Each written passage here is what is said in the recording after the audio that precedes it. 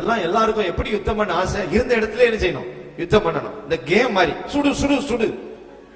சில வாலிபர்கள் பாருங்க அப்படி சுட்டுக்கிட்டு இருக்கான், சுடு சுடு சுடு. இப்படி சுட்டு சுட்டு நீ ஒரு நாள் யுத்தத்துல என்ன செய்ய முடியாது, ஜெயிக்க முடியாது. யுத்தத்துல உன்னைய போனவனே தூக்கி வெளியே வீசிடுவான். சாத்தா உன்னைய தூக்கி இப்படி சுத்தி இறைஞ்சிருவான், வீசிடுவான்.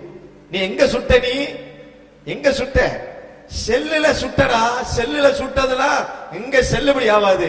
நீ பைபிள் எடுத்து திருப்பி திருப்பி வாசி, நீதிமொழிகள் எடுத்து வாசி, பிரசங்கின் புஸ்தகத்தை எடுத்து வாசி. உனக்கு ஞானம் வரும், உனக்கு அபிஷேகம் வரும், உனக்கு ஆவி வரும். தேவனுடைய பலத்தை நீ பெற்றுக்கொள்வாய்.